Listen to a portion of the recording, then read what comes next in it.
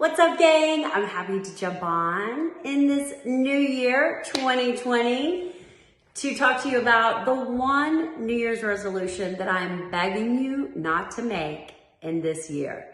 My name is Amanda Nybert. I'm a registered dietitian with a passion for health and wellness. And I see this mistake happen over and over. And one of the things that I've been talking to my clients about over the last 3 months, specifically in November with my elite group, is do you find yourself making the same resolutions over and over year after year? If you look back and think about what your goals were in 2019, what your goals were in 18, 17, do they look the same? Does it look like you're aiming for the same thing over and over? And I can only assume that the reason why you continue to make the same resolution over and over is because you fail every year at your resolution. I don't know. I mean, that's what I would think. And so this year, I feel like the worst resolution that you could be making, that potentially you have been making over the last multiple years, and failing that, is to lose weight. How many people can agree with that? How many people have made their resolution in January, I want to lose weight in 2019, in 2018? And how many people are still sitting here in 2020, a brand new decade, with making the resolution of, I want to lose weight? Because it's a crappy resolution, okay? So please, I beg you, do not make that one of your resolutions for 2020, for this new decade. I want you to make a shift in the way that you're looking at specifically your health and wellness, okay? Because probably the reason why you're still making that same resolution is because you're going at it the wrong way. Typically, when January rolls around and we make that resolution to lose weight, what do? We go looking for, the quickest way. The quickest way. How am I going to lose weight the quickest? Oh, I'm going to do low carb because I did that and I lost 30 pounds in, 30 days. Or, ooh, I'm going to do keto. I've seen a ton of people, lose a ton of weight really quick on keto. Or, ooh, I'm going to, drink these shakes 5 times a day for the next 30 days. And yeah, all of those are going to create very rapid weight loss. But what they don't do is create sustainable change. And that's the problem I have with it. And that's what I feel like that I've seen over the last 20 years with my experience in weight loss as a dietitian, is that people are always going at it the wrong way. The end goal is always about weight loss. So here's what I suggest that you do moving into this new decade. Let's make a new goal, okay? Let's focus on eating healthy. There you go. There's your resolution.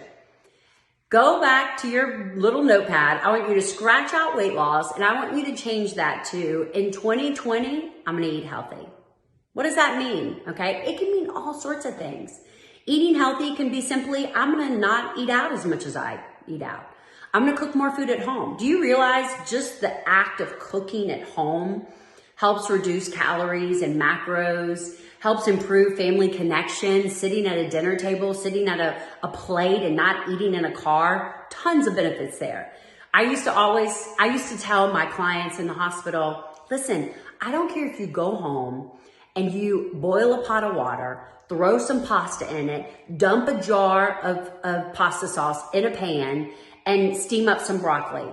That meal is far better than going through the drive-thru. So don't overthink it, okay? So when we look at resolutions in terms of something as simple as, I'm gonna eat healthy, I'm gonna drink more water, I'm gonna be more active. Those are the 3 resolutions I would encourage you to make. And it can be whatever. Maybe eating healthy to you is eating more vegetables.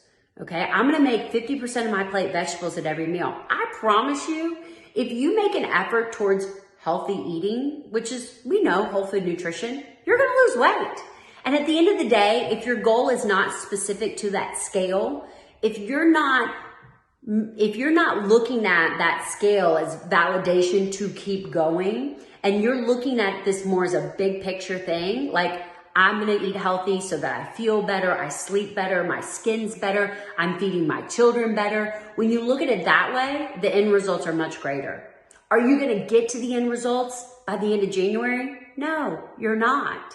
But most likely, if you get to the end of the results, if you get to the end results by the end of January, you're going to be right back to where you started by July, because it's not sustainable. So this is my goal and wish for you in 2020. Comment below. I would love to hear your top health and wellness goals for the new year. And I would love to hear how you're shifting those and thinking more about what you're going to add versus what you're going to take away. A lot of times when we look at New Year's resolutions, it's all about what we can't do. I'm not going to drink. I'm going to lose weight. So that means I'm going to have no candy, or, I'm going to whatever it may be. A lot of times it's all about kind of the negative stuff. And I want you to flip it, and I want you to put it into more of, what am I going to add? What perspective am I going to do to add things? Okay. Well, I'm going to make myself healthier by adding more activity. Got my step counter. I'm going to go for 5,000 steps a day. And in February, I'm going to go for 6,000. And in March, I'm going to go for 7,000. Slow progress. I'm going to drink more water. I hate water. So in January, I'm going to drink 50 ounces a day. In February, I'm going to drink 55. Build on that progress. Don't try to do it all at once. And I'm going to eat healthier. I think that that's the biggest thing. And that may be something different for everybody.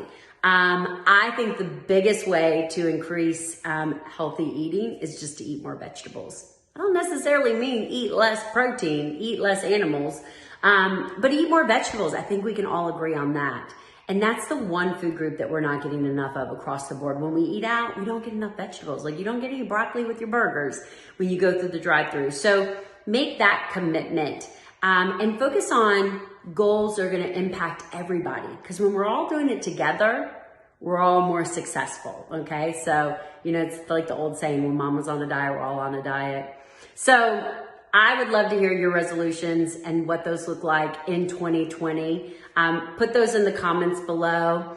I've got a lot planned with regards to content coming your way, because my goal is just to give you guys the resources and tools to be successful on your own. That's what I want to see. I get that feedback all the time. Hey, Amanda, you've helped me in so many ways. And hey, that's my New Year's resolution, is to help as many people as I can. So if you have a topic or something that you're interested in hearing more about, let me know in the comments below. And I'll be sure to add that in my IGTV. So here's to 2020. Here's to eating healthy. Here's to being living energized and nourished. That's what my Lean program is all about. Here's to sustainable lifestyle changes, things that you can do and can be repeated over time.